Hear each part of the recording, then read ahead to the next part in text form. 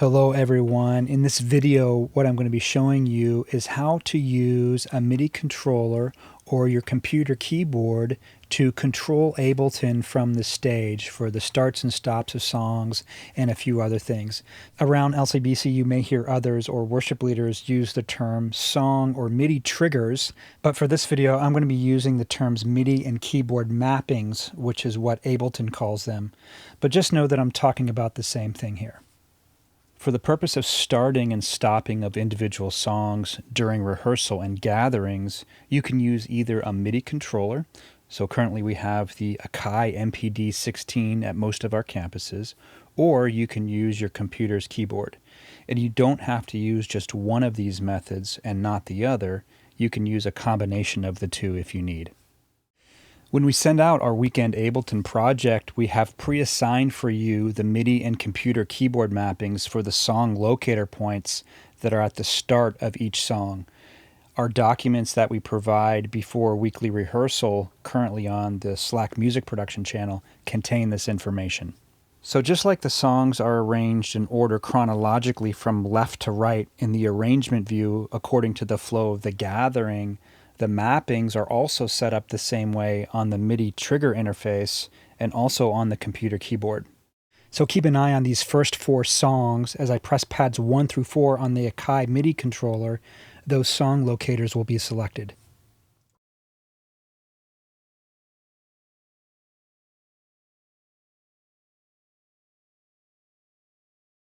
I can also select those songs with the computer keyboard with the numbers that run along the top. On the Akai MPD16 controller, start and stop are the bottom two pads on the right. And for the computer keyboard, spacebar controls both start and stop. If you need to move a song locator in Ableton, just click and drag it to a new location on the timeline. For instance, many times you're going to want a more immediate count-in for the starts of some songs. So let's just move this locator so I'm only hearing one bar of count-in for this song. 1, 2, 3, 4.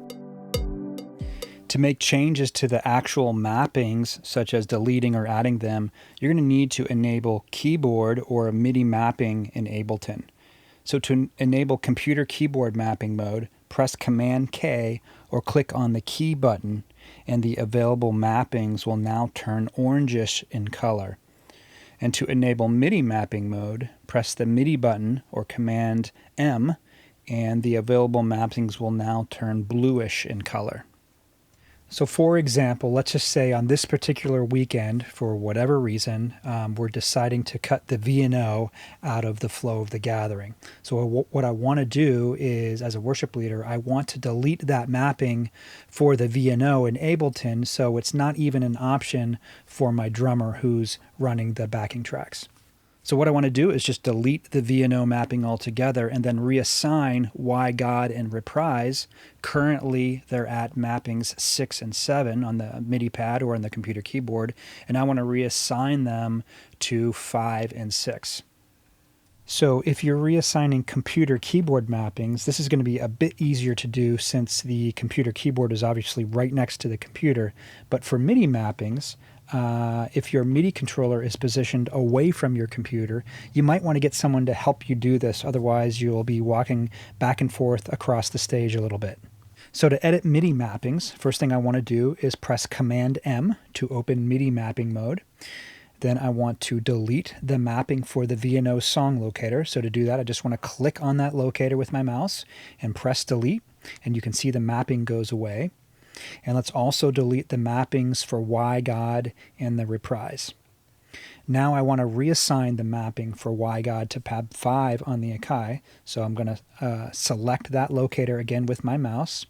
And now I'm going to press 5 on the Akai controller. And you can see that there is now a mapping.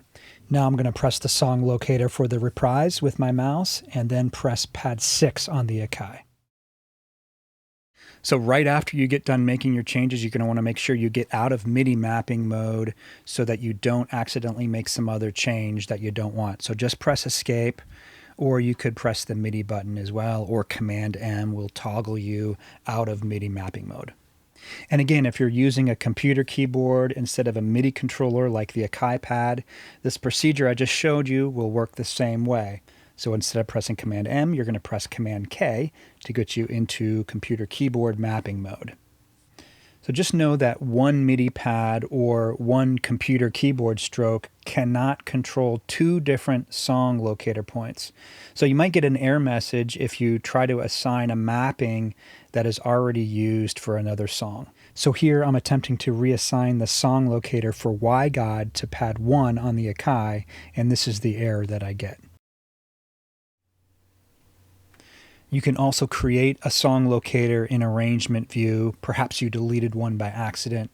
So to do that, all I'm going to do is move my mouse so that I'm positioning it to the place where I want to insert it on the timeline, just underneath the numbered time ruler.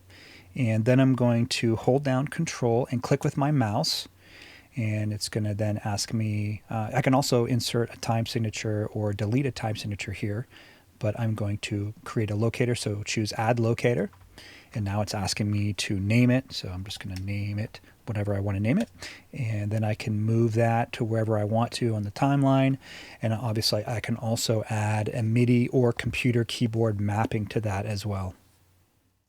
Another group of mappings that we've pre-assigned with the Akai controller specifically is the fader on the left will lower the volume of all your backing tracks at once, except for click and count in. I'm going to show you this here in session view so you can see all the volume faders of the backing tracks moving at the same time.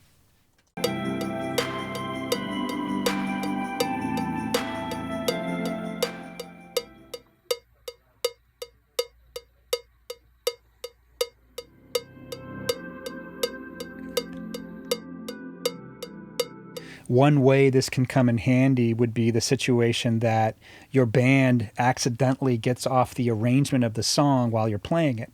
So let's say, for instance, your vocalist accidentally starts singing one of your verses of the songs too early. So you could choose to stop the click altogether when this happens, but the fader allows you to dump all the backing tracks at once while still allowing you to retain that click so that your band has a tempo reference. You can also use this for rehearsal purposes if you just need, say, the click and not the backing tracks for something you're practicing. So if you choose to use this fader, make sure the active button is lit red. This bottom left button on the Akai will activate and deactivate the song track in Ableton, which will turn on and off that original recording of the song. You can also use this for rehearsal purposes if you need to refer back to that original recording for whatever reason.